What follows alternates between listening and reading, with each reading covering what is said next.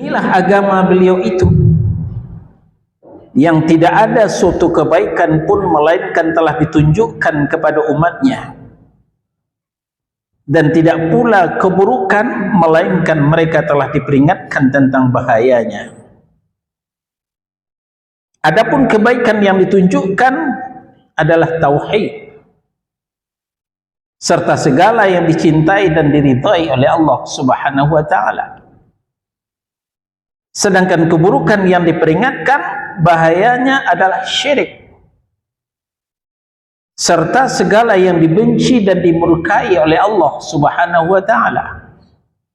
Beliau diutus oleh Allah untuk seluruh manusia. Allah juga mewajibkan kepada seluruh jin dan manusia untuk mentaatinya.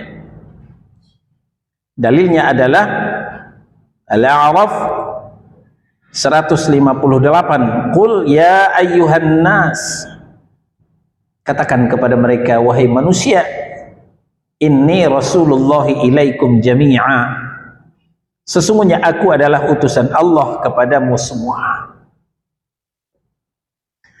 Syarahnya di halaman 250.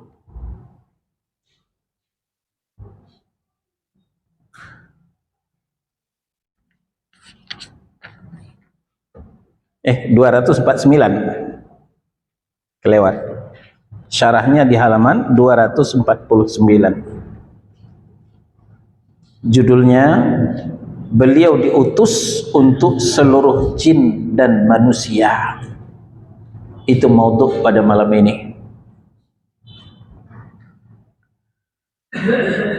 Ba'athahu Allahu ilan nasi kafah. Beliau sallallahu alaihi wasallam diutus oleh Allah Subhanahu wa taala untuk seluruh manusia. Manusia yang mana? Manusia yang mana saja. Bukan untuk orang Arab belaka.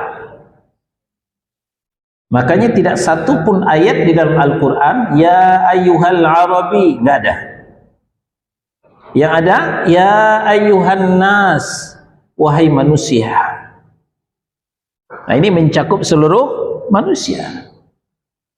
Manusia yang mana saja sepanjang mengaku manusia, maka risalah ini tertuju kepadanya. Nah, barulah kemudian setelah manusia itu beriman, dikhususkan oleh Allah ya ayyuhalladzina amanu, wahai orang-orang yang beriman. Dalilnya adalah Al-A'raf surah yang ke-7 di ayat 158. Qul ya ayyuhan nas, katakan kepada mereka, hai Muhammad, hai manusia, ya, inni rasulullahi ilaikum jami'a, sesungguhnya aku ini adalah utusan Allah, utusan dari Allah untukmu semua, untuk kalian semua tanpa kecuali. Maka sangat naiflah orang membagi-bagi Islam itu menjadi Islamnya Arab, Islamnya Nusantara. Ya, kalau sudah berdasarkan Al-Quran dan Sunnah, kalau sudah bicara Al-Quran dan Hadis, waktu Islamnya Arab, bukan Islamnya kita. Lalu kalau Islamnya kita apa dasarnya? Dasarnya kearifan lokal, tradisi nenek moyang. Ini adalah bahasa statement yang penuh racun. Padahal tidak bisa kita pungkiri, kita diberikan Al-Quran berbahasa Arab, turunnya di Arab. Yang membawa Al-Quran itu adalah Muhammad sallallahu alaihi wasallam, orang Arab. Orang Nusantara nggak ada yang jadi nabi kecuali Ahmad Musaddiq, ya, Lia Edan, itu nabinya orang Nusantara. Kalau Muhammad sallallahu alaihi wasallam orang Arab. Jadi jangan pula berkecil hati kalau kita dikatakan Islam Arab. Memang kita Islam Arab, ya, karena Qurannya bahasa Arab, nabinya orang Arab. Tawafnya kemana? Tawafnya ke Arab. Seharusnya kalau konsisten orang Islam Nusantara tawafnya di Monas, jangan di Ka'bah.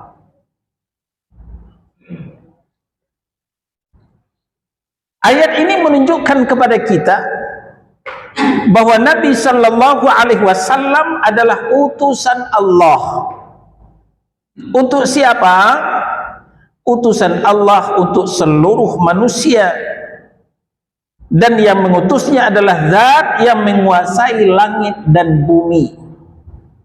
Yang menguasai adalah Allah, zat yang menguasai langit dan bumi. Di tangannya lah kekuasaan. Dialah yang menghidupkan, dialah yang mematikan, dan dialah zat yang esa dalam uluhiyah, dalam rububiyah.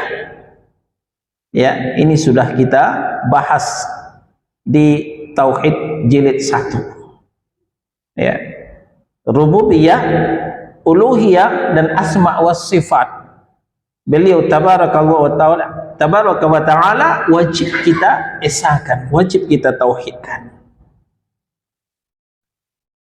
Di akhir ayat Allah memerintahkan kita agar beriman mengikuti Rasulnya sallallahu alaihi wasallam.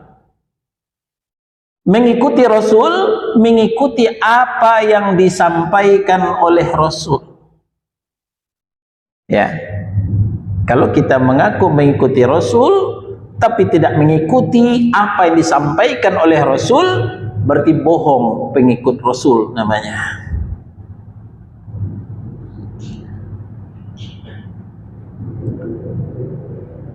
Nah, jadi kita ulang. Di akhir ayat Allah memerintahkan agar kita beriman dan mengikuti Rasulullah sallallahu alaihi wasallam, yaitu seorang nabi yang tidak bisa membaca dan menulis. Karena keimanan kita terhadap Rasulnya adalah sebab datangnya hidayah, sebab datangnya ilmu, dan nanti berbuah kepada amaliyah, yaitu hidayah irsyad berupa petunjuk dari Allah Subhanahu wa ta'ala. Bagaimana mungkin kita akan mendapatkan hidayah? Bagaimana mungkin kita akan mendapatkan petunjuk kalau kita tidak melakukan apa yang diperintahkan oleh Rasul itu sendiri? Kalau ternyata kita masih ngeyel, masih membantah dengan apa yang disampaikan oleh Rasulullah sallallahu alaihi wasallam itu sendiri.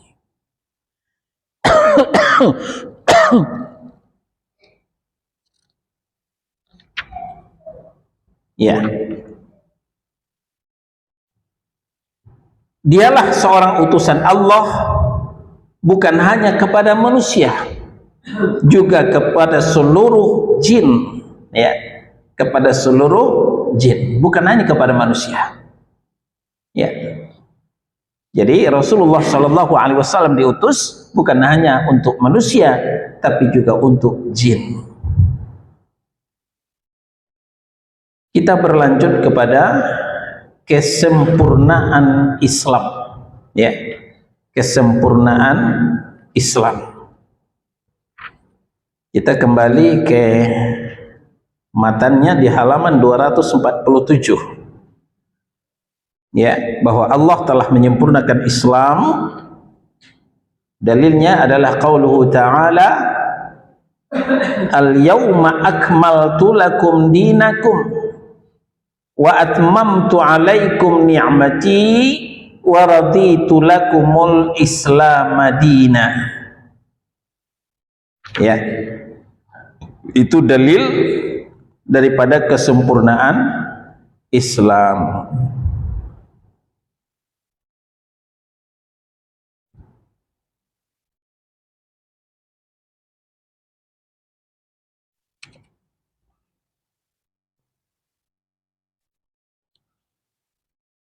Wa akmalullahu bihi dina, Allah telah menyempurnakan Islam dengan meninggalnya Rasulullah Shallallahu Alaihi Wasallam. Sebelum Rasulullah dipanggil oleh Allah, dijemput oleh malaikat maut, Islam telah disempurnakan oleh Allah Subhanahu wa taala. Ayatnya yang kita bacakan tadi ada di Al-Maidah ayat 3. Al-yauma akmaltu lakum dinakum. Pada hari ini hai Muhammad, telah kusempurnakan untukmu agamamu. Sempurna maksudnya tidak kurang suatu apapun. Sempurna maksudnya tidak membutuhkan tambahan-tambahan. Maka kita tidak perlu memeras otak untuk menambah, untuk memodernisasi, untuk memodifikasi Islam ini. Nggak perlu. Malah makin ditambah, makin rusak. Makin ditambah, makin nggak karu-karuan. Sesuatu yang sudah sempurna, kalau ditambah juga, dia akan rusak. Dia tidak akan karu-karuan. Contoh makanan. Ya. Kita punya favorit makanan apa? Orang Jogja favoritnya gudeg. Orang Padang favoritnya rendang. Ya, masing-masing daerah punya makanan favorit. Ketika masakan itu sudah sempurna, maka seharusnya tinggal santap, tinggal menikmati. Jangan nanti nampak kecap ditambah kecap, nampak garam ditambah garam. Maka masakan itu akan keasinan, kemanisan, gak karu-karuan rasanya. Nah, begitulah Islam ini. Karena kata Allah Subhanahu wa taala sudah sempurna, disampaikan oleh Rasulullah sallallahu alaihi wasallam, dan juga beliau menambahkan ma baqiya syai'un yuqarribu ilal jannati wa yuba'idu minan nar illa wa qad yubayna lakum. Tidak tersisa sedikit pun, kata Allah Subhanahu wa taala, yang akan mendekatkanmu ke surga dan menjauhkanmu dari api neraka, melainkan semuanya sudah dijelaskan, semuanya sudah diterangkan, tidak tersisa sedikit pun, kata Nabi Shallallahu Alaihi Wasallam. Nah, maka mafhum mukhalafahnya yang tidak pernah dijelaskan oleh Rasul, yang tidak pernah diterangkan oleh Rasul, itu tidak akan mendekatkan kita ke surga, tidak akan menjauhkan kita dari neraka. Maka percuma kita melakukan, nggak ada gunanya, nggak ada manfaatnya, karena semuanya itu akan ditolak oleh Allah Subhanahu wa taala. Nabi Shallallahu Alaihi Wasallam juga menjelaskan, man amila amala laisa alaihi amruna fahuwa ra. Barang siapa yang mengerjakan suatu amalan yang tidak sesuai dengan tuntunan kami tentang sunnah kami, maka amalnya ditolak, kata Nabi, nggak diterima. Maukah kita beramal capek doang tapi nggak diterima oleh Allah, jangankan diberi pahala? Tentu tidak. Nah, maka marilah kalau beramal melihat dalil terlebih dahulu, dalil dari qala Allah Al-Quran, dalil dari qala Rasul, hadis Nabi yang sahih.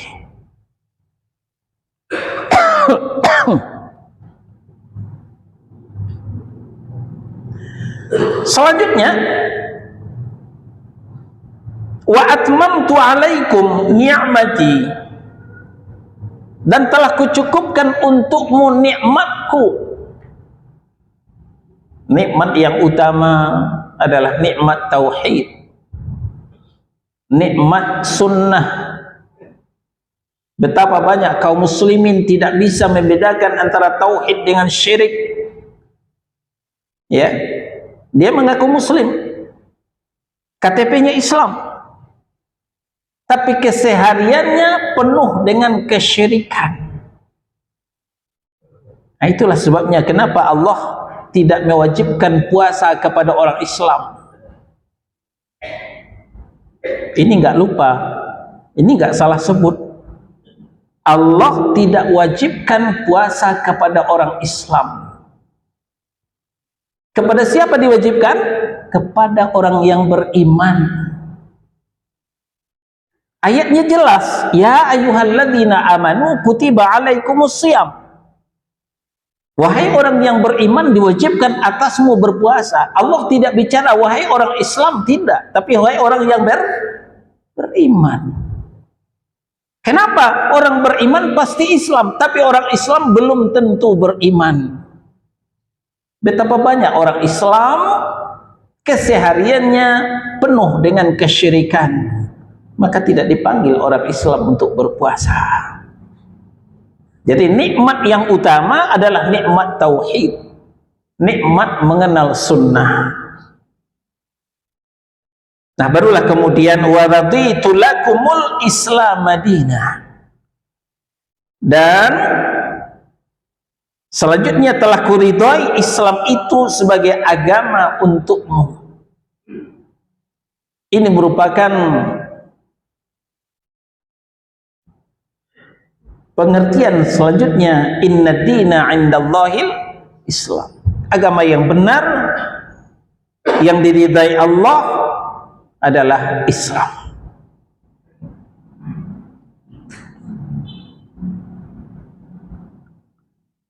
Al-Maidah ayat 3 ini maksudnya adalah agama yang beliau bawa adalah kekal sampai hari kiamat. Sudah dijamin. Kalaupun kita sepakat seutan panjang ini murtad, Islam tidak akan gulung tikar. Islam tidak akan habis. Islam tidak akan tutup buku. Ya, mungkin di hutan panjang habis Islam, mungkin di Jakarta habis Islam, mungkin di Indonesia habis Islam, tapi Allah ganti dengan generasi yang lain. Di mana tempatnya wallahu a'lam. Yang penting masih ada agama Islam sampai hari kiamat. Jadi maksudnya adalah agama yang beliau bawa adalah kekal sampai hari kiamat. Hingga saat meninggal dunia, beliau telah menjelaskan segala aturan hidup yang dibutuhkan manusia. Sehingga Abu Dzar pernah berkata, Abu Dzar,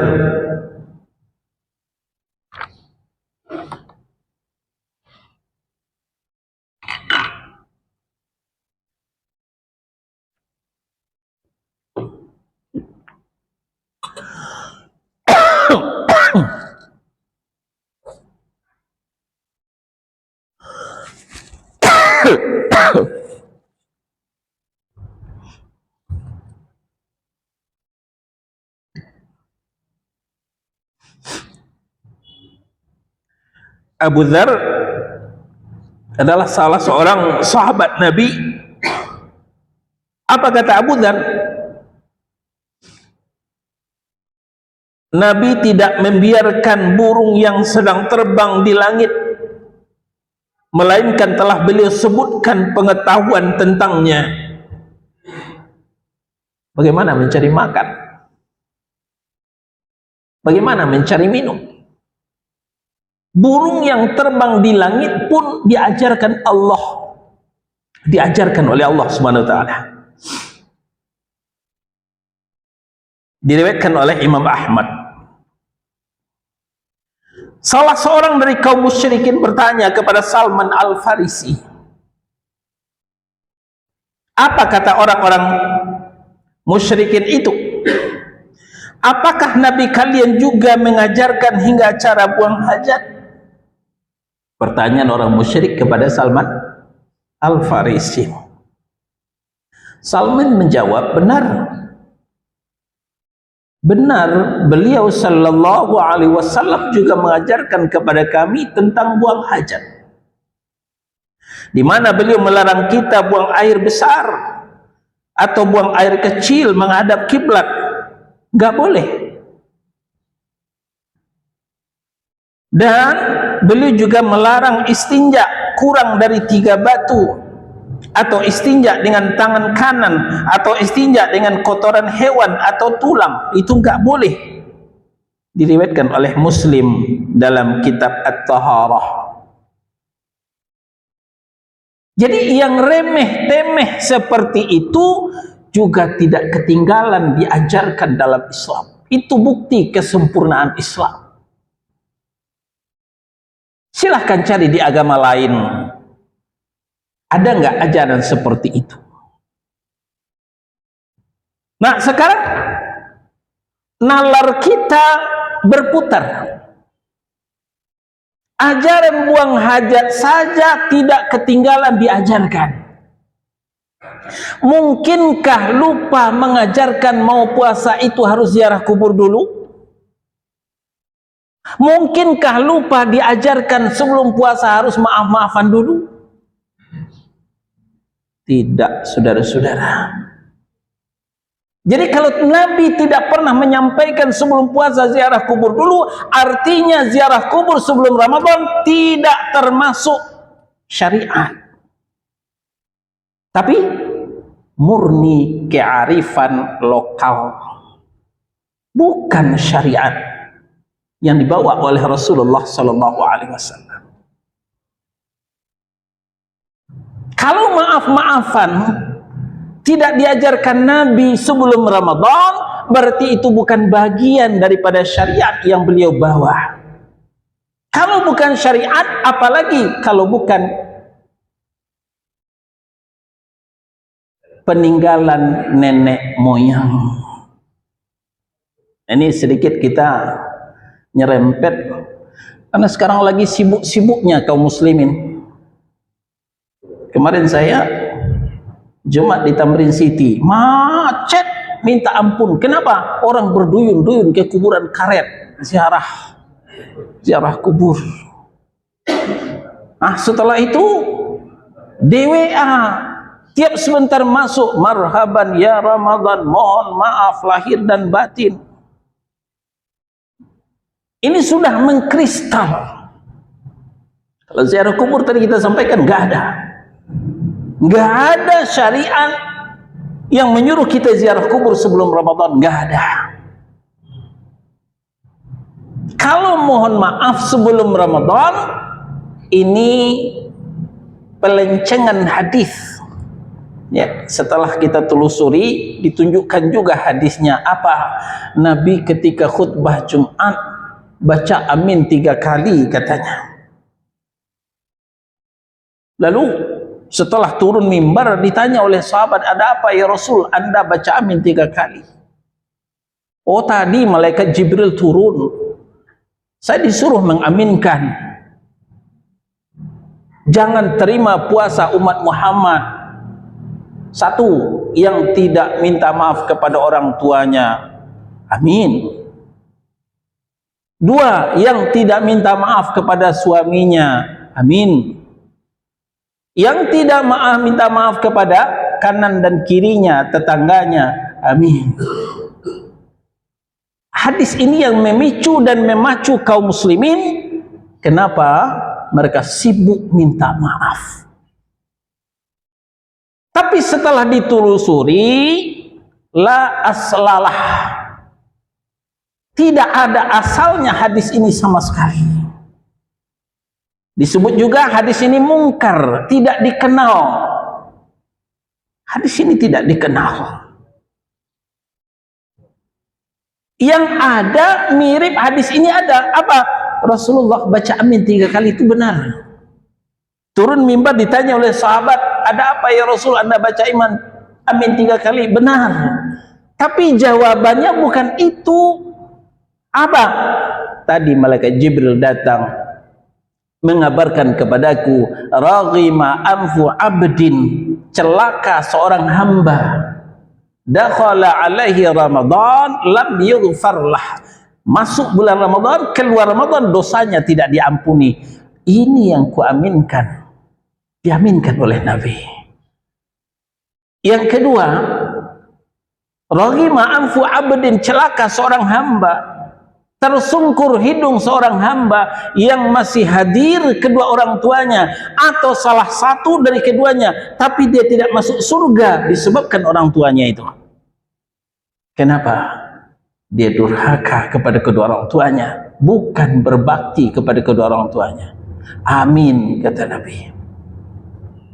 Yang ketiga, celaka seorang hamba, raghima anfu abdin, tersungkur hidung seorang hamba yang dibacakan nama Muhammad tapi dia tidak bersalawat untuk Nabi. Nah, itulah sebabnya kepada kita disyariatkan bila mendengar nama Muhammad sallallahu alaihi wasallam atau Allahumma salli wa sallim alaihi, tidak usah teriak, berbisik saja. Ya, ada juga teman sebelah begitu disebut nama Muhammad, Allahumma salli wa sallim alaihi, tidak perlu teriak, berbisik saja. Nah, ini tentang maaf-maafan.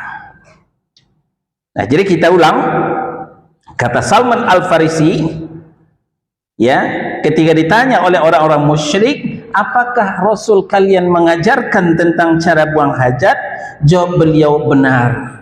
Belum melarang kita buang air besar atau kecil menghadap kiblat, beristinja kurang dari 3 batu, istinja dengan tangan kanan, istinja dengan kotoran hewan atau tulang, itu tidak boleh. Ya, hadis ini diriwayatkan oleh Imam Muslim dalam bab taharah, bab istinja. Nah, Nabi Shallallahu Alaihi Wasallam telah menjelaskan seluruh masalah agama, baik dengan ucapan, dengan perbuatan, dengan ketetapan. Ya, maka sunnah itu melalui 3 jalur. Ya, sunnah qauliyah, perkataan, sunnah fi'liyah, perbuatan, sunnah takririyah, ketetapan. Nah, ini dia. Ya, jadi sumbernya sunnah, sumbernya ajaran Rasul itu dari 3 hal. Dari qauliyah, ya, perkataan, dari ucapan, dari fi'liyah, perbuatan, dari takririyah, ketetapan. Atau dengan jawaban bagi suatu pertanyaan. Ya, ketika beliau ditanya oleh orang Yahudi, lalu beliau menjawab. Dan sesuatu yang paling agung yang diterangkan Nabi Shallallahu Alaihi Wasallam adalah masalah tauhid. Masalah tauhid. Makanya Allah memberikan prioritas. 23 tahun beliau menyampaikan risalah, 13 tahun dihabiskan di Makkah hanya menyampaikan tauhid, hanya membenahi akidah. Sisanya 10 tahun di Madinah, nah itulah membahas ibadah, muamalah, akhlak, tapi tauhid tidak ditinggalkan oleh beliau. Setiap yang diperintahkan berakibat baik bagi umatnya. Sebaliknya segala yang dilarang berdampak buruk bagi umatnya, baik di dunia maupun di akhirat.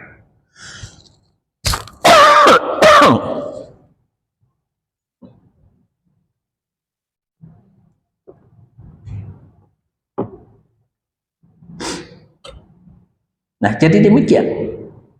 Ini salah satu, ya, untuk kita ketahui supaya kita tidak ragu-ragu menjalankan syariat ini. Tidaklah satu perintah beliau, melainkan di balik itu ada manfaat yang sedang menunggu. Tidaklah satu yang dilarang beliau, melainkan ada satu mafsadat, kerusakan yang sedang menunggu. Jadi syariat ini diturunkan oleh Allah, dibawa oleh Rasulullah, disampaikan kepada kita adalah untuk kebaikan kita juga, untuk keselamatan kita juga. Maka kalau mau selamat, jangan ngeyel, ikuti saja syariat. Insya Allah selamat dunia dan akhirat.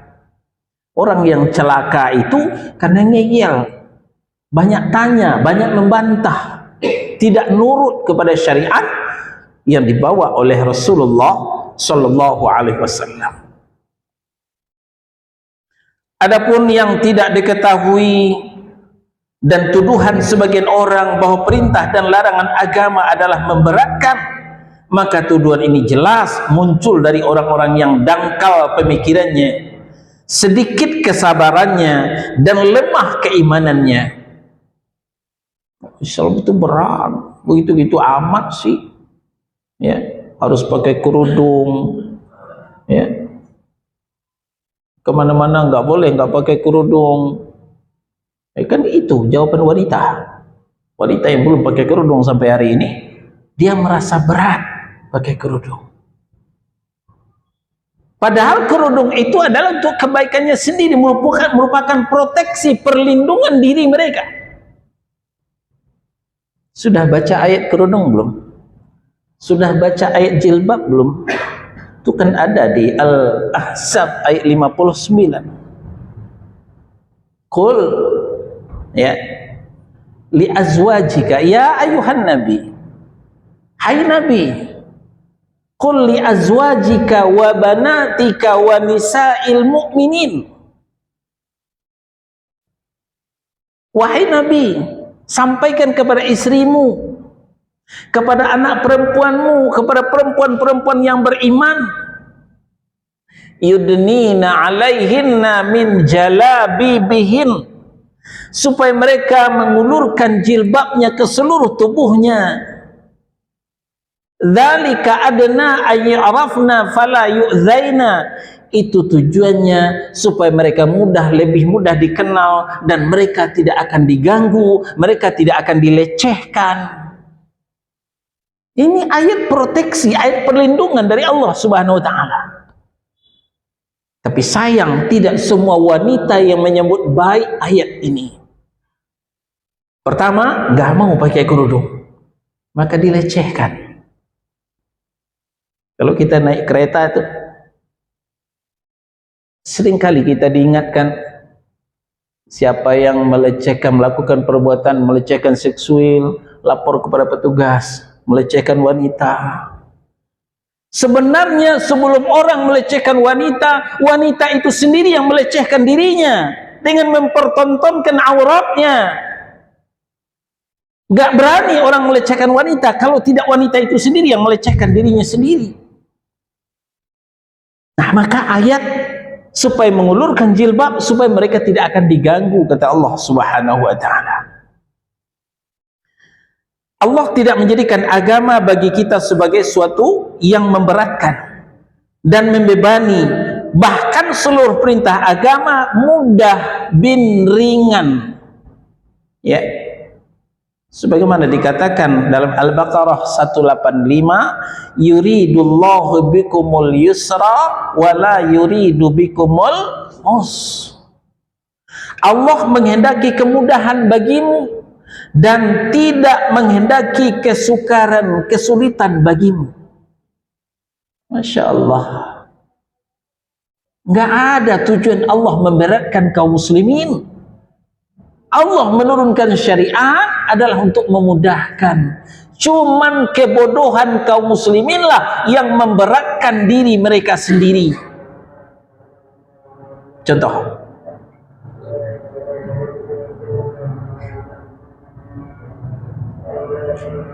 ya, kita akan bingung kadang-kadang. Rasa azan juga, ya, kita punya alarm, ya. Contoh, mau puasa, tadi kita kembali, tidak disyariatkan ziarah kubur, tidak disyariatkan maaf-maafan, lalu dengan ditambah-tambah berat sendiri kan.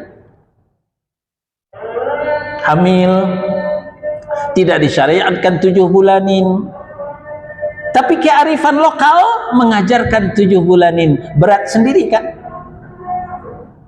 Setelah lahir tidak disyariatkan kuburan ari-ari bayi itu pakai lampu, ya, pakai pulpen, pakai kertas, itu murni kearifan lokal, berat sendiri. Beli kabel, beli buah lam, tidak punya duit, ngutang. Jadi yang memberatkan kaum muslimin adalah ketidaktahuannya, bukan syariat Islam. Syariat Islam mudah bin gampang. Ya, ini dijamin oleh Allah. Yuridullahu bikumul yusra wa la yuridu bikumul usra. Al-Hajj ayat 78. Wa ma ja'ala 'alaikum fid dini min haraj. Dan dia sekali-kali tidak menjadikan untuk kamu dalam agama suatu kesempitan. Enggak ada kesempitan dalam agama. Enggak ada kesempitan. Baik, kita istirahat sebentar. Silahkan muazin.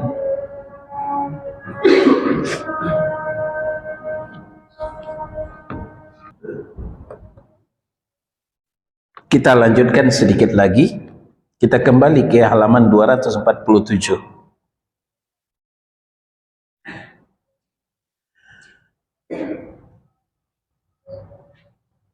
Dan dalil atas kematian beliau sallallahu alaihi wasallam adalah firman Allah dalam Az-Zumar ayat 30 dan 31. Innaka mayyitun wa innahum mayyitun thumma innakum yawmal qiyamati 'inda rabbikum takhtasimun. Sesungguhnya kamu akan mati dan sesungguhnya mereka akan mati pula. Kemudian sesungguhnya kamu pada hari kiamat akan berbantah-bantahan di hadapan Tuhanmu. Ya, kita kembali ke syarahnya, halaman 251, itu ada nomor 4 di bawah. Ya, ayat ini menunjukkan bahwa Nabi Muhammad sallallahu alaihi wasallam dan segenap umatnya mengalami kematian. Tidak hidup buat selamanya. Ya, semuanya akan mati.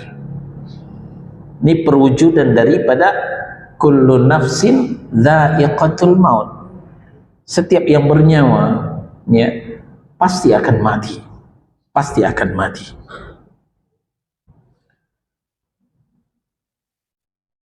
Dan mereka akan diadili di hadapan Allah dengan seadil-adilnya. Dan Allah sekali-kali tidak memberi jalan kepada orang-orang kafir untuk memusnahkan dan menguasai orang-orang yang beriman. Ya, tentang kematian, malaikat Jibril pun pernah berpesan kepada Nabi sallallahu alaihi wasallam, ya Muhammad, ish ma syi'ta fa innaka mayyitun. Hai Muhammad, hiduplah sesukamu, tapi ingat suatu saat kau akan mati. Pesan malaikat Jibril kepada Nabi Muhammad sallallahu alaihi wasallam, dan berlanjut Nabi Muhammad pun menyampaikan kepada kita. Jadi kalau memang tidak mau diatur oleh syariat, maunya bebas, tidak mau diatur oleh syariat yang mulia ini, ya silahkan, hiduplah sesuka sekehendakmu. Tapi perlu kamu ingat, fa innaka mayyitun, suatu saat kamu akan mati, dan mempertanggungjawabkan apa yang kamu kerjakan di dunia ini. Fa in khairan fa khairun wa in syarran fa syarrun. Kalau yang baik yang dikerjakan, konsekuensinya baik juga, diberi pahala, diberi surga. Sebaliknya, wa in syarran fa syarrun, kalau yang buruk dilakukan, konsekuensinya buruk juga, diberi dosa dan dijebloskan ke dalam penjara neraka. Itu keterangan Nabi ya tentang ayat ini. Nah, lalu di akhir pembahasan ini dikatakan, sekali-kali Allah tidak akan memberi jalan kepada orang-orang kafir untuk memusnahkan dan menguasai orang yang beriman. Ini perlu kita catat baik-baik, ya. Perlu kita catat baik-baik supaya kita tidak putus asa, tidak bermuram durja. Kenapa sih Palestina nggak selesai-selesai? Kenapa sih Gaza selalu membara? Kenapa sih NKRI dikuasai orang asing? Kenapa sih? Kenapa sih? Kenapa sih? Ini pertanyaan yang menggelayut di benak kita. Sekarang kita menemukan jawabannya. Apa jawabannya? Allah sekali-kali tidak akan memberikan jalan kepada orang-orang kafir untuk memusnahkan dan menguasai orang yang beriman. Lalu kenapa sekarang kita lihat orang kafir menguasai? Nah, itu menunjukkan keimanannya sudah perlu ditinjau ulang. Itu menunjukkan imannya sudah terkontaminasi, menunjukkan imannya sudah termutilasi, menunjukkan akidahnya sudah bermasalah. Jangan salahkan Allah, salahkan diri sendiri. Dan jadi bagaimana menyingkirkan orang-orang kafir? Tidak ada jalan, hanya dengan memurnikan tauhid, hanya dengan membersihkan akidah. Dengan demikian turunlah pertolongan Allah. Allah itu sendirilah yang akan melenyapkan orang-orang kafir tersebut ketika tauhidnya sudah bersih daripada lumpur-lumpur syirik. Baik, sampai di sini pembahasan kita. Insyaallah nanti kita lanjutkan kepada kebangkitan setelah kematian. Silahkan yang mau bertanya.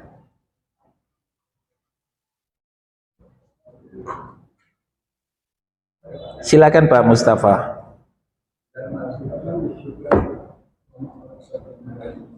Illa liya'budun, ya.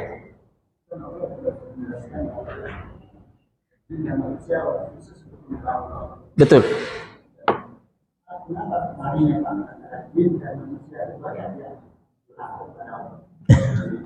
Iya. Baik. Jadi antara teori dengan kenyataan sudah jauh panggang daripada api.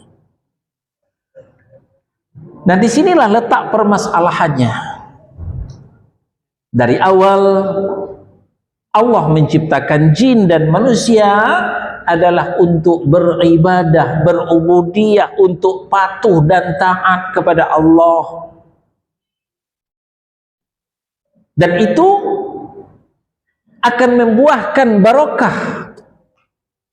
Walau annal qura amanu wattaqau lafatahna alaihim barakatim minas sama'i wal ardh. Kalaulah penduduk negeri itu mau beriman dan bertakwa, pasti akan kami bukakan barokah dari langit dan dari bumi. Tapi sayang, 1000 kali sayang, walakin kadzabu, mereka banyak yang mendustakan ayat Allah, mendustakan Rasulullah, membuat hadis-hadis palsu, itu termasuk mendustakan. Nah, disebabkan itulah fa'akhadnahum bima kanu yaksibun, maka kami siksa mereka disebabkan usaha mereka itu. Manusia yang mendustakan, jadilah manusia yang menentang.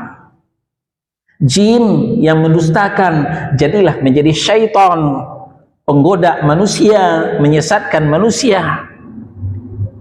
Nah, jadi jin dan manusia sama-sama mendapatkan risalah dari Rasulullah Sallallahu Alaihi Wasallam. Dan jin dan manusia sama-sama terbelah. Sebagian beriman, sebagian taat, sebagian bertakwa, tapi sebagian mengingkari, mendustakan. Maka di samping muslim, di samping manusia ada yang muslim, ada yang kafir, jin juga ada yang muslim, ada yang kafir. Ya. Nah, yang muslim itu akan mendapatkan ganjaran yang baik dari Allah Subhanahu wa taala, baik manusia maupun jin. Yang kafir juga akan mendapatkan balasan dari Allah, baik manusia maupun jin akan mendapatkan hukuman dari Allah Subhanahu wa taala. Nah, jadi demikian, Pak. Ayat itu bukan? Ya. Tujuan Allah seperti itu. Ya, tidaklah kami jadikan jin dan manusia illa liya'budun, kecuali untuk beribadah kepadaku. Nah, tapi kemudian diberikan beban taklif, hak pilih. Ya, silakan pilih madu, pilih racun. Konsekuensinya jelas. Pilih madu sehat, pilih racun rusak. Sangat disayangkan manusia dan jin banyak yang memilih racun daripada memilih madu. Ini salah sendiri. Ya. Nah, inilah Ahlus Sunnah wal Jamaah. Perbedaan kita dengan Qadariyah dan Jabariyah. Kalau Jabariyah semuanya sudah diatur Allah. Kalau Qadariyah semuanya kita yang ngatur. Tapi di tengah umat wasata, Ahlus Sunnah wal Jamaah berkeyakinan Allah yang menciptakan kita, Allah juga yang menciptakan perbuatan kita. Tapi itu koma. Selanjutnya diberikan hak pilih kepada kita, mau perbuatan baik, hadiahnya surga. Mau perbuatan buruk, resikonya neraka. Mau mana? Itu. Tidak ada ini di Qadariyah, tidak ada ini di Jabariyah. Kalau di Qadariyah, Allah itu berlepas tangan dari kita. Semuanya kita yang menentukan. Ya, mau masuk surga, ya beramal yang banyak. Mau kaya, usaha yang gigih. Allah nggak mau tahu dengan kita. Itu Qadariyah. Sebaliknya Jabariyah, semuanya diatur Allah. Mau kaya, ya, takdir Allah saya kaya. Miskin, takdir Allah saya miskin, walaupun nggak mau usaha. Masuk neraka, takdir Allah saya masuk neraka walaupun ibadah males. Ya. Nah, di tengah-tengah antara Qadariyah dan Jabariyah itulah Ahlus Sunnah. Ya. Kita memang diciptakan, kita memang perbuatan kita diciptakan, tapi diberikan hak pilih. Mau pilih yang baik ataukah pilih yang buruk? Demikian, Pak. Wallahu a'lam. Ada lagi? Ya, kalau tidak ada kita tutup. Subhanakallahumma wa bihamdika asyhadu an la ilaha illa anta astaghfiruka wa atubu ilaik. Wassallallahu ala nabiyyina Muhammadin wa ala alihi wa sahbihi wasallam. Barakallahu li wa lakum. Wassalamu alaikum warahmatullahi wabarakatuh.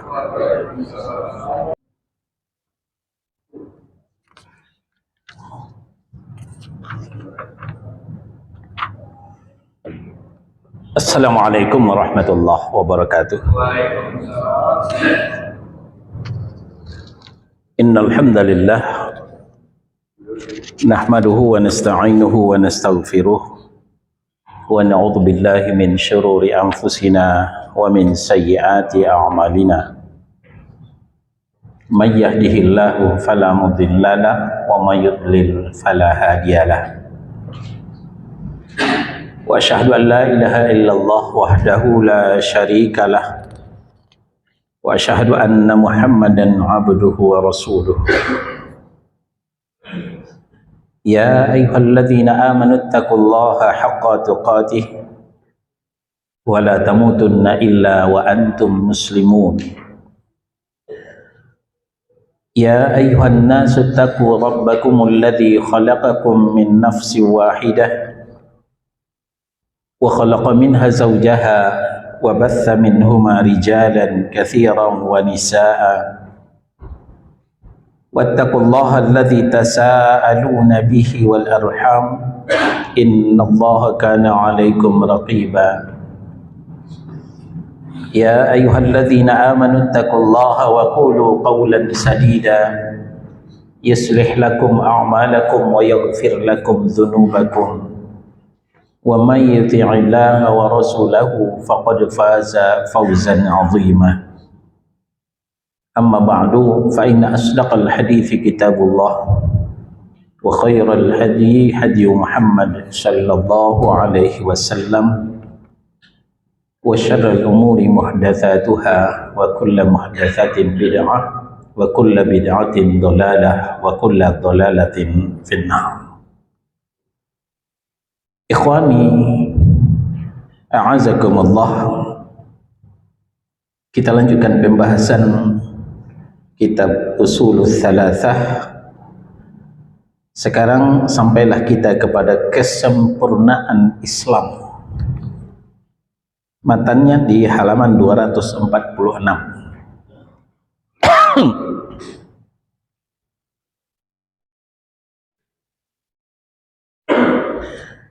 Wa qala al-musannif wa dinuhu baqin wa hadha dinuhu la khaira illa dallal ummata alaihi wa la syarra illa haddaraha minhu wal khairu alladhi dalla alaihi at-tauhidu wa jami'u ma yuhibbuhu Allahu wa yardahu wa syarru alladhi haddara minhu syirku wa jami'u ma yakrahuhu Allahu wa ya'bahu ba'atha Allahu ila an-nasi kaffah waftarada Allahu ta'atu ala jami'i thaqalaini insu wal jinnu wad dalilu qawluhu ta'ala a'udzu billahi minasyaitonir rajim qul ya ayyuhan nas inni rasulullahi ilaikum jami'ah. Agama beliau kekal, abadi. Walaupun di suatu daerah tidak ada jaminan, tapi di atas bumi ini agama Islam ini akan kekal.